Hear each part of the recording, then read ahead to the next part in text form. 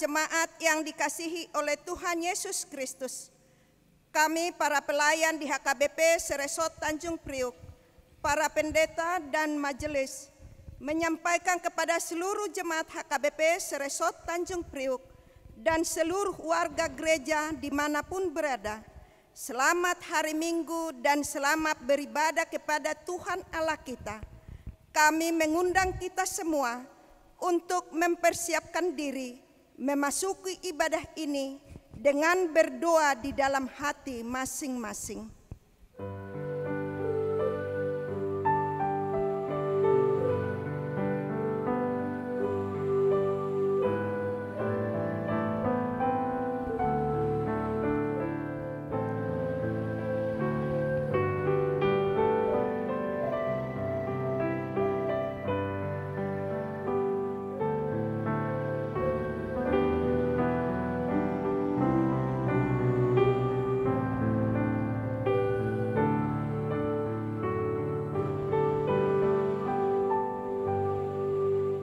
Amin.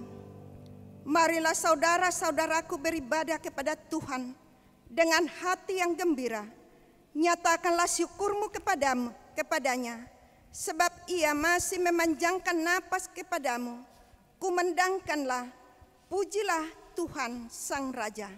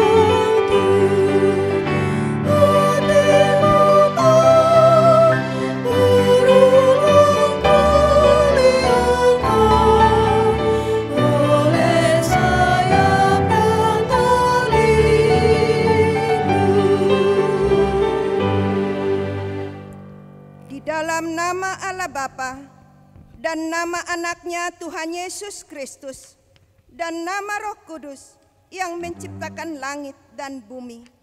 Amin. Terpujilah Allah dan Bapa Tuhan kita Yesus Kristus, yang dalam Kristus telah mengaruniakan kepada kita segala berkat rohani di dalam surga. Dalam kasih, Ia telah menentukan kita dari semula oleh Yesus Kristus untuk menjadi anak-anaknya, supaya terpujilah kasih karunia-Nya yang mulia. Ya Tuhan, Tuhan kami, betapa mulianya nama-Mu di seluruh bumi. Haleluya.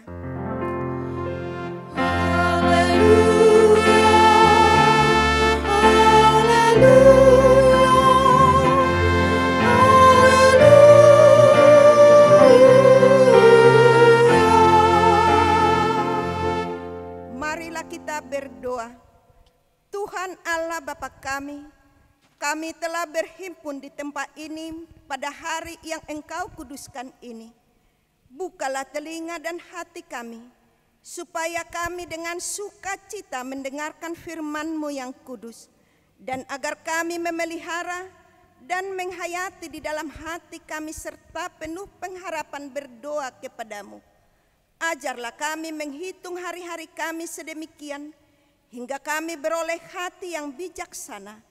Terima kami ke dalam hidup yang kekal, di mana kami akan memuji Engkau di dalam anak-Mu, Yesus Kristus Tuhan kami. Amin. Kita bernyanyi dari Kidung Jemaat nomor 18 ayat 1 dan 2.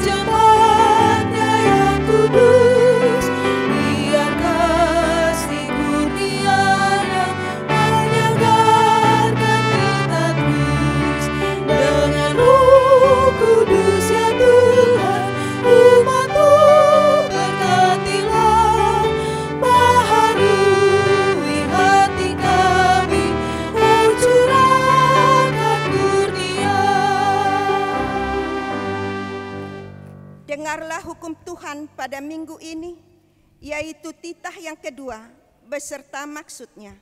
Beginilah bunyinya: jangan perbuat bagimu yang menyerupai apapun yang ada di langit atau yang ada di bumi atau yang ada di dalam air di bawah bumi untuk disembah atau dituruti. Demikianlah hukum Tuhan. Marilah kita bersama-sama memohon kekuatan dari Tuhan untuk melakukan hukumnya. Ya Tuhan Allah, kuatkanlah kami melakukan yang sesuai dengan hukum-Mu. Amin. Kita bernyanyi dari Kidung Jemaat 406 ayat 1 dan 2.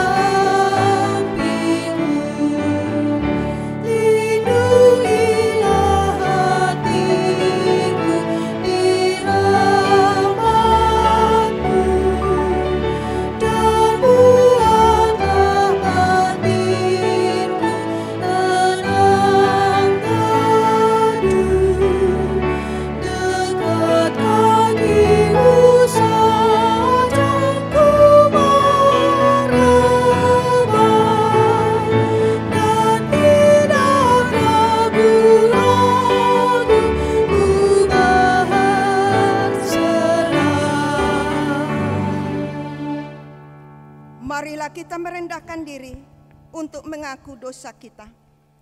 Ya Allah Bapa kami yang di surga, Engkau mengampuni dosa kami orang yang hina dan tercela ini di dalam anak kesayangan-Mu.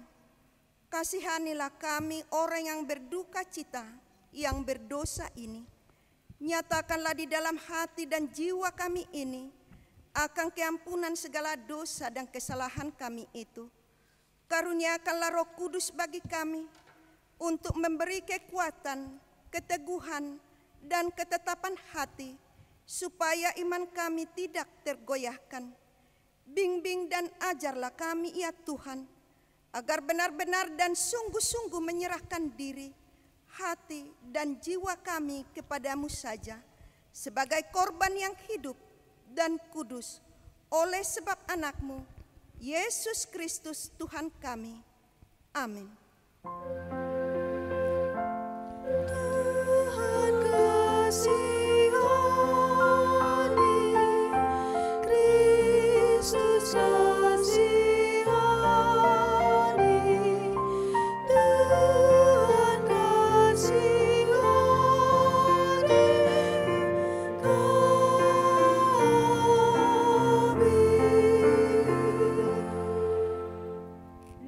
janji Tuhan atas pengampunan dosa.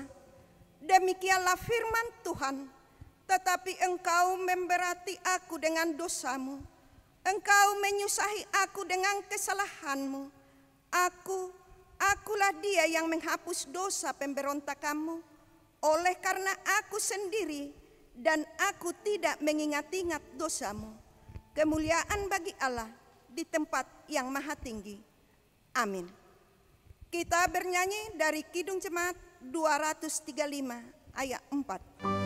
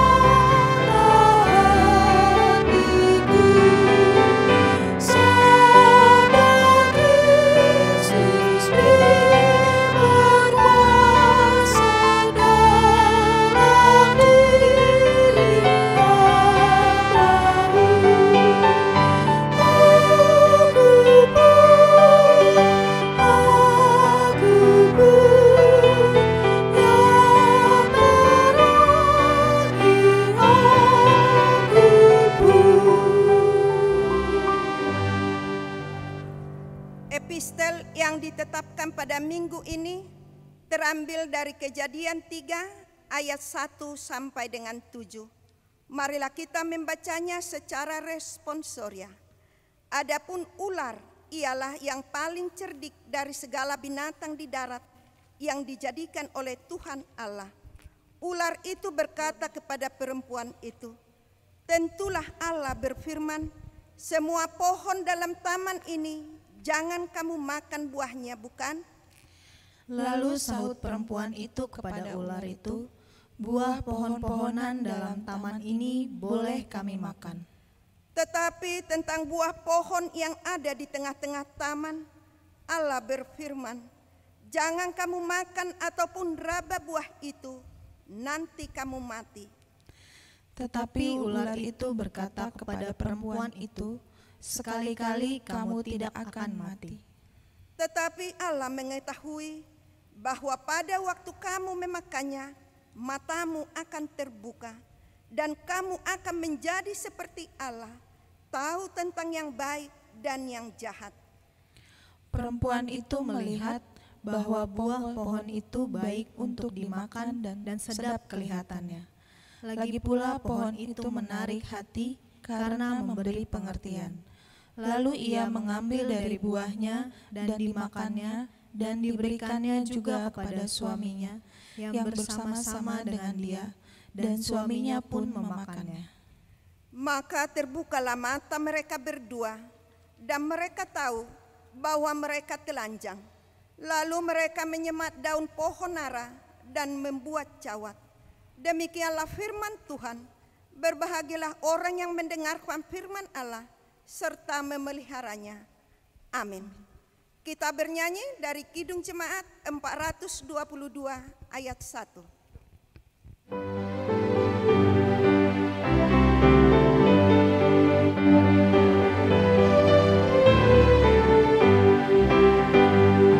Yesus berpesan dalam malam, kamu harus jadi lilin gemilang, anak masing-masing di sekitarnya, dalam dunia ini bersinarlah. Marilah kita bersama-sama mengaku iman kepercayaan kita. Sebagaimana teman-teman seiman di seluruh dunia, kita bersama-sama mengucapkannya. Aku percaya kepada Allah, Bapa yang Maha Kuasa, Kali langit dan bumi. Aku percaya kepada Yesus Kristus, anaknya yang tunggal Tuhan kita, yang dikandung daripada Roh Kudus, lahir dari anak darah Maria, yang menderita sengsara di bawah pemerintahan Pontius Pilatus, disalibkan, mati dan dikuburkan, yang turun ke dalam kerajaan maut. Pada hari yang ketiga, bangkit pula dari antara orang mati, naik ke surga, duduk di sebelah kanan Allah Bapa yang Maha Kuasa. Dari sana akan datang kelak untuk menghakimi orang yang hidup dan yang mati. Aku percaya kepada Roh Kudus dan adanya satu gereja yang kudus dan am, persekutuan orang kudus, pengampunan dosa, kebangkitan daging, dan hidup yang kekal. Amin. Kita bernyanyi dari Kidung Jemaat 144B ayat 1.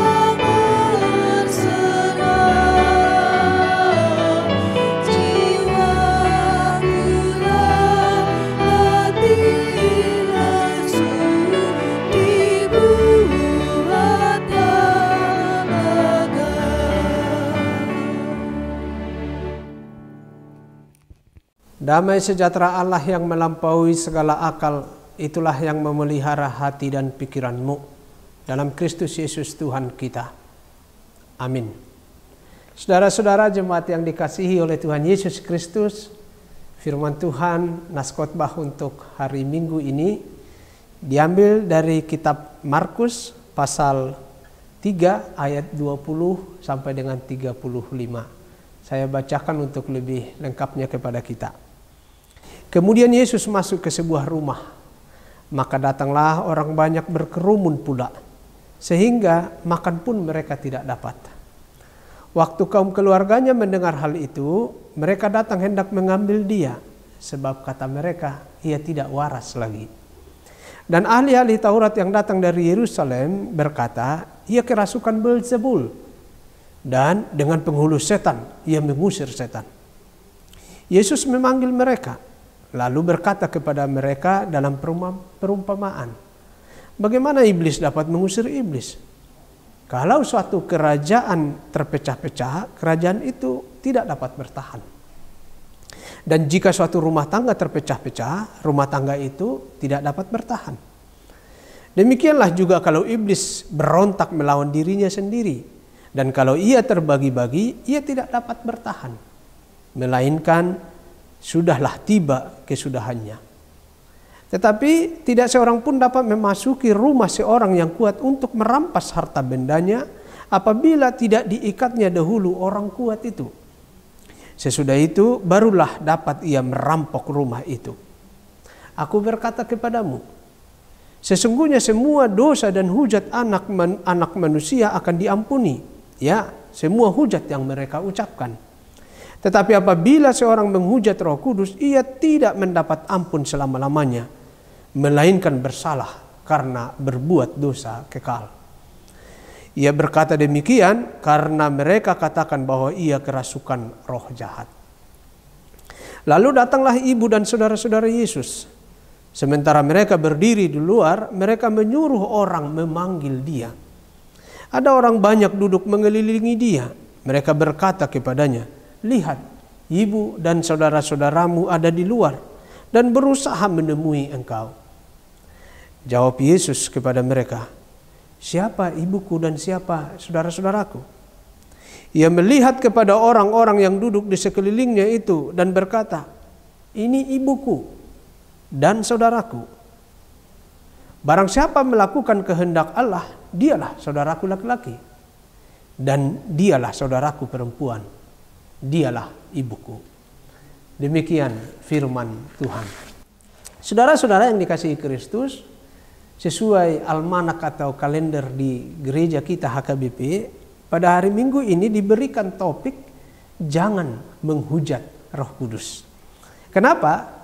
Karena sangat jelas dalam nas khotbah kita, secara khusus di ayat 29, Tuhan Yesus mengatakan, tetapi apabila seorang menghujat Roh Kudus, ia tidak mendapat ampun selama-lamanya, melainkan bersalah karena berbuat dosa yang kekal. Banyak warga jemaat yang bertanya, apa yang disebut dengan menghujat Roh Kudus?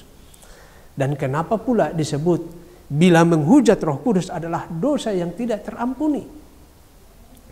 Dalam buku Katekisasi Sidi atau pengajaran perguru malua yang diterbitkan oleh Kantor Pusat HKBP tahun 1983 dituliskan begini.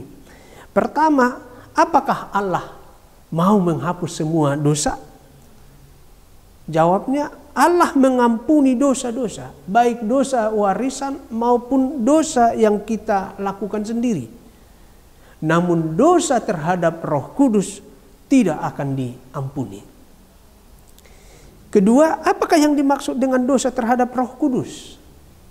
Jawabnya, mereka yang sudah percaya kepada Tuhan Yesus tetapi kemudian murtad dan dengan sengaja menyangkal semua perbuatan Allah, termasuk karya keselamatan yang sudah dikerjakan Allah dan digenapi di dalam Yesus Kristus yang menjadi anugerahnya kepada kita. Itu bisa kita baca dalam Ibrani pasal 6 ayat 4 sampai dengan 6. Muncul pertanyaan baru dari kita. Apa yang melatar belakangi, atau sebenarnya dalam konteks yang seperti apa Yesus mengatakan bila seorang menghujat Roh Kudus adalah merupakan dosa kekal sehingga ia tidak mendapat ampun untuk selama-lamanya. Saudara, kalau kita perhatikan dalam nas khotbah hari ini, terlebih dari pasal 1 sampai dengan pasal 2, Yesus telah melakukan berbagai mujizat yang luar biasa, seperti penyembuhan, mengajar di berbagai tempat atau juga di rumah-rumah ibadah. Dan respon sebagian besar sebenarnya masyarakat pada waktu itu begitu senang, begitu antusias. Sehingga mereka selalu mengikuti Tuhan Yesus kemanapun Yesus pergi. Dan mereka sangat mengharapkan kembali mujizat itu dilakukan oleh Tuhan Yesus.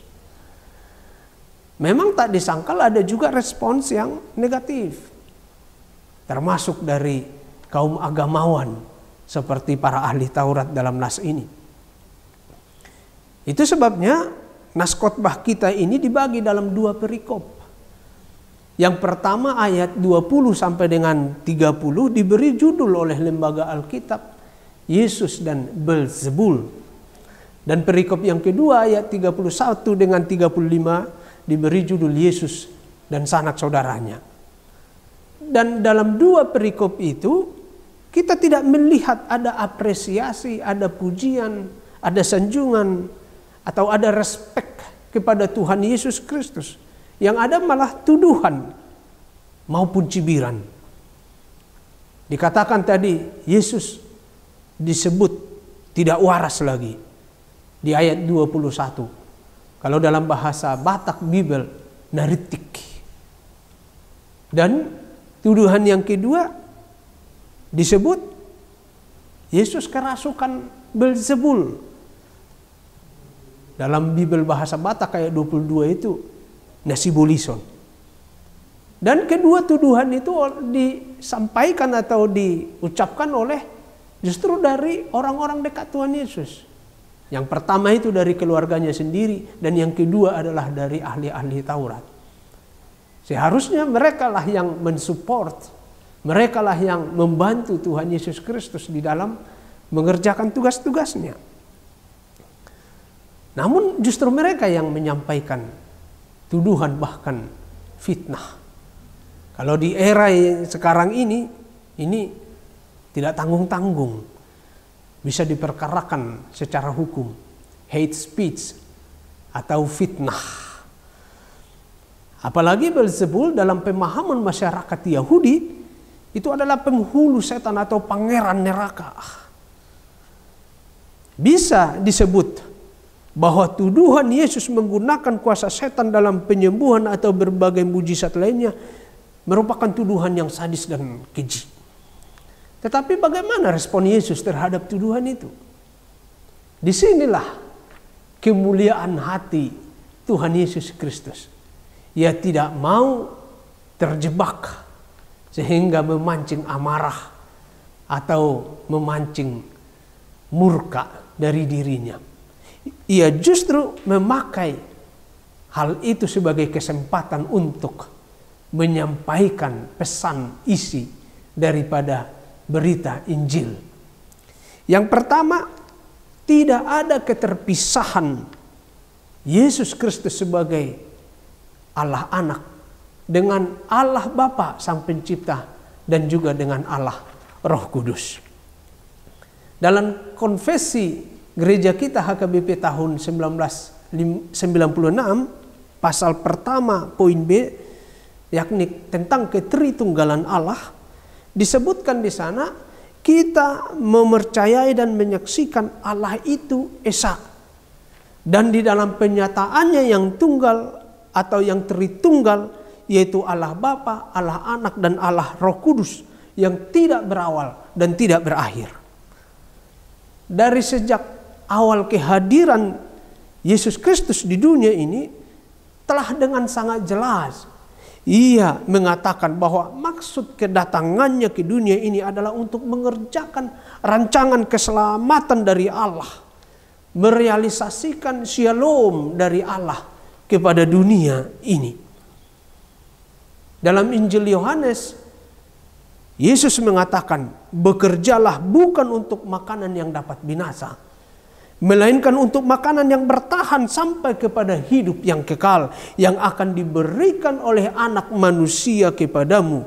Sebab dialah yang disahkan oleh Bapa Allah dengan meterainya. Dan meterainya itu adalah darah Yesus Kristus yang tercurah di kayu salib.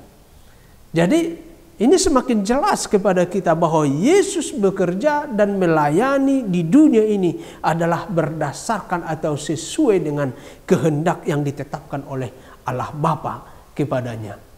Dengan kata lain, misi Yesus Kristus itu sebenarnya adalah misi dari Allah Bapa. Nah, karena itulah kita katakan Allah yang Tritunggal, Allah Bapa, Allah Anak, dan Allah Roh Kudus. Tidak ada pemisah-misahan, tidak ada perbedaan di sana. Yang kedua, Roh Kudus memampukan manusia mengenal kebenaran Allah saat kebenaran Allah itu memasuki dunia ini. Kita harus mengingat saudara-saudara bahwa di saat Yesus berbicara tentang Roh Kudus dalam nas ini, itu adalah dalam konteks keyahudian. Atau belumlah dalam arti Roh Kudus yang turun kemudian pada saat perayaan Pentakosta. Namun demikian, ketika Yesus menyebut tentang Roh Kudus dalam nas ini, itu berarti Ia sudah menubuatkan atau mengingatkan kita. Kelak akan datang Roh Kudus di dalam kehidupan kita, dan Roh Kudus itu memegang peranan yang sangat penting bagi kita sebagai anak-anak Tuhan. Roh Kudus yang dicurahkan atau yang dikaruniakan oleh Allah Bapa kepada kita memampukan kita untuk mengenali segala sesuatu yang bersumber dari Allah Bapa, untuk mengetahui apa yang menjadi kehendak atau apa yang diperintahkan, apa yang ditetapkan oleh Allah kepada kita. Oleh karena Roh Kudus itulah yang menerangi hati dan pikiran kita, sehingga mata kita pun, bahkan keseluruhan dari diri kita bisa melihat dengan jelas bagaimana pekerjaan-pekerjaan dan karya-karya Allah di tengah-tengah kehidupan kita, bahkan di dunia ini. Jika seseorang menolak curahan Roh Kudus kepadanya, maka ia pun tidak akan mampu melihat kebenaran Allah, kehendak Allah di dalam dirinya. Dan pada akhirnya ia akan kehilangan apa yang telah dijanjikan oleh Allah kepadanya. Sama seperti jika seseorang selalu berada di dalam kegelapan, maka ia akan mengalami kesulitan untuk melihat segala sesuatu yang ada di sekelilingnya. Atau jika seseorang terus-menerus saban hari mulai dari pagi, siang, sore, malam berada di tempat tidur, maka lambat laun ia juga tidak akan bisa untuk bangkit, untuk berdiri, untuk melangkah dan berjalan. Karena apa? Karena lambat laun tulang-tulangnya akan mengalami kelemahan atau tidak kuat. Demikian juga saudara-saudara, jika kita menolak bimbingan Roh Kudus yang telah diberikan atau telah diturunkan oleh Allah kepada kita, maka kita akan kehilangan kemampuan untuk mengidentifikasi kebenaran dari Allah. Bagi orang-orang yang seperti itu, yang jahat menjadi yang baik dan menjadi kebiasaan di dalam dirinya. Setiap orang yang telah menerima Roh Kudus, maka ia akan melihat, akan mengetahui, dan akan mengenali, bahkan akan merangkul atau memeluk dan akan menghidupi kehendak-kehendak Allah di dalam hidupnya. Dan ia akan mampu untuk menolak segala bentuk kejahatan yang mengintip dan yang menggodanya setiap saat.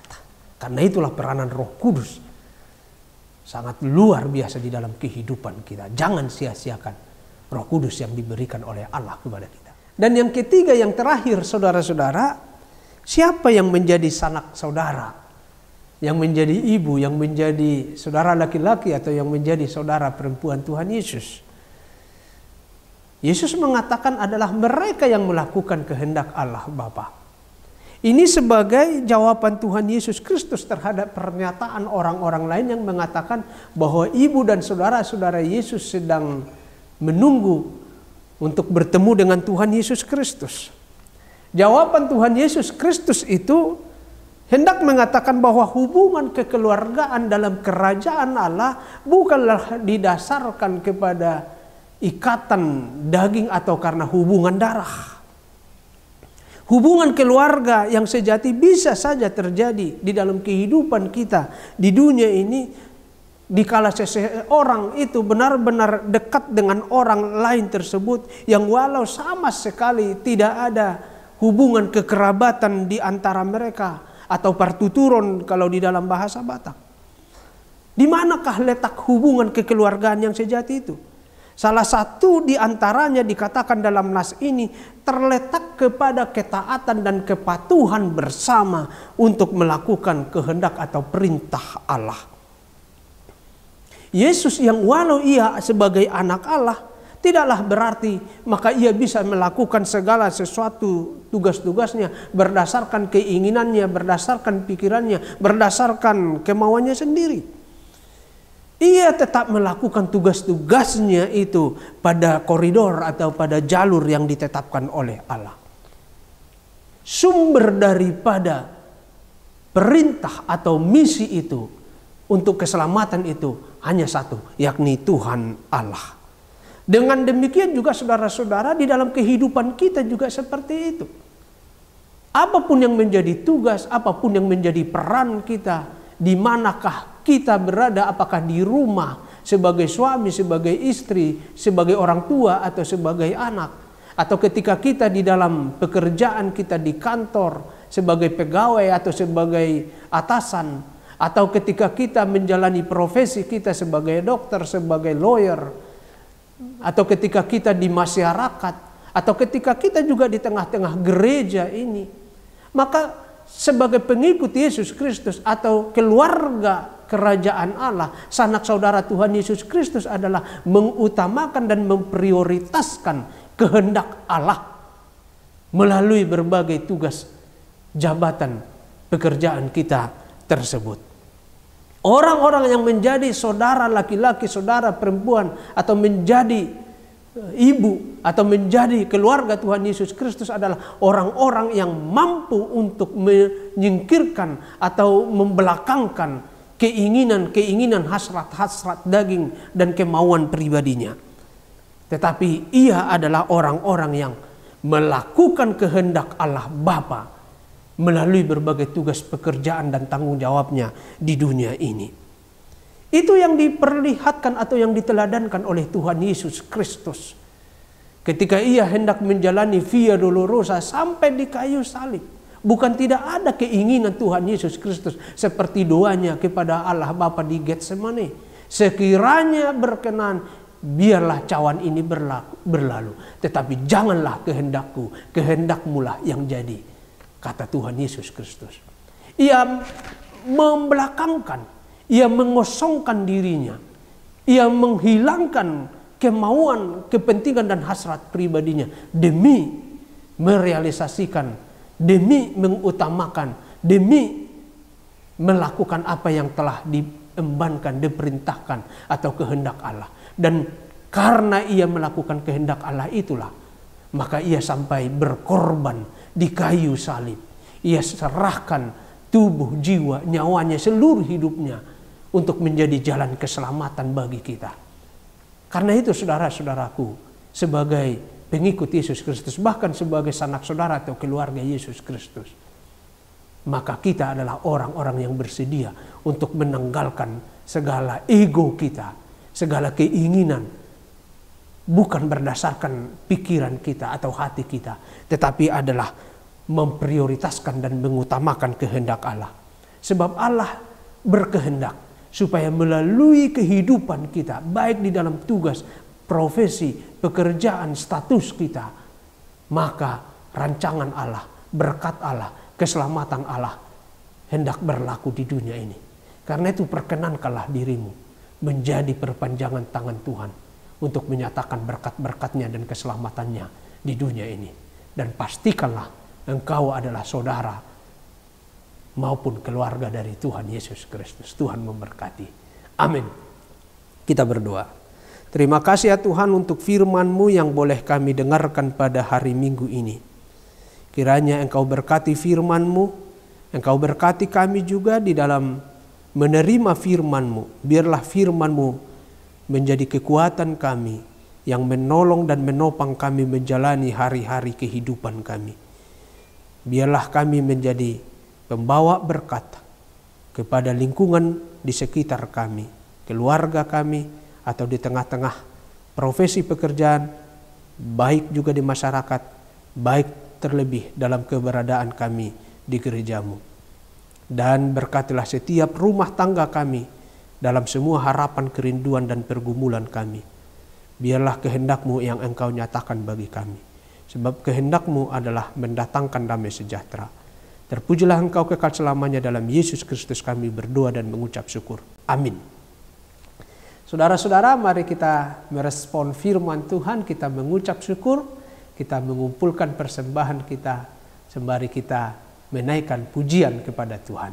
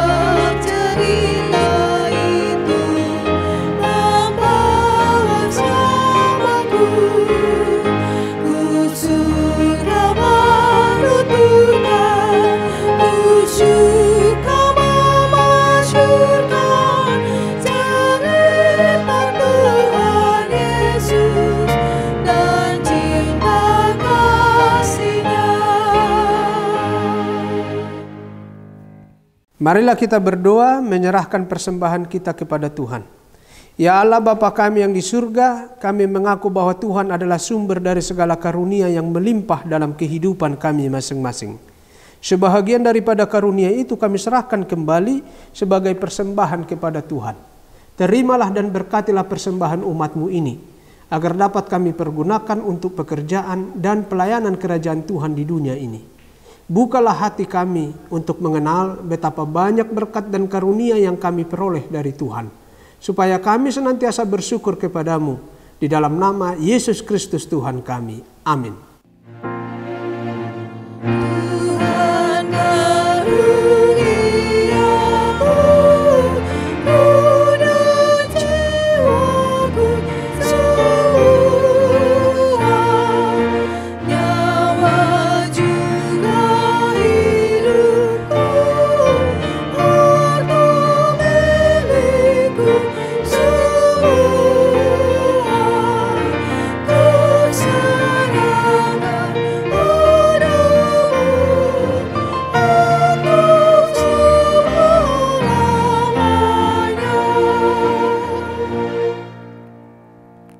Bapa kami yang di surga, dikuduskanlah namamu. Datanglah kerajaanmu. Jadilah kehendak-Mu di bumi seperti di surga. Berikanlah kami pada hari ini makanan kami yang secukupnya. Dan ampunilah kami akan kesalahan kami, seperti kami juga telah mengampuni orang yang bersalah kepada kami. Dan janganlah membawa kami ke dalam pencobaan, tetapi lepaskanlah kami daripada yang jahat.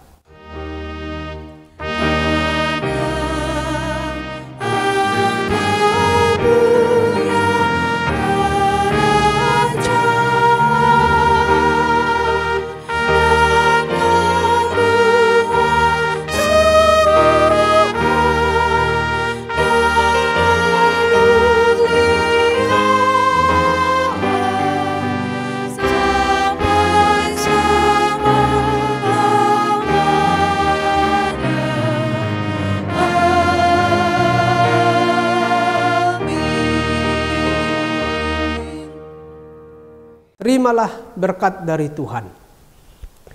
Tuhan memberkati engkau dan melindungi engkau.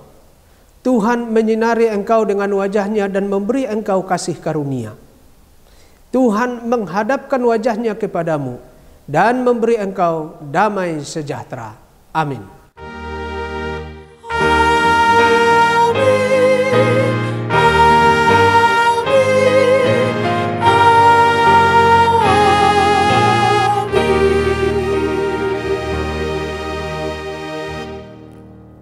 Kepada seluruh jemaat di HKBP Resort Tanjung Priuk dan kepada seluruh orang-orang yang percaya, pada hari Minggu ini kami menyampaikan selamat hari Minggu, salam sehat, tetap mengikuti protokol kesehatan, dan shalom.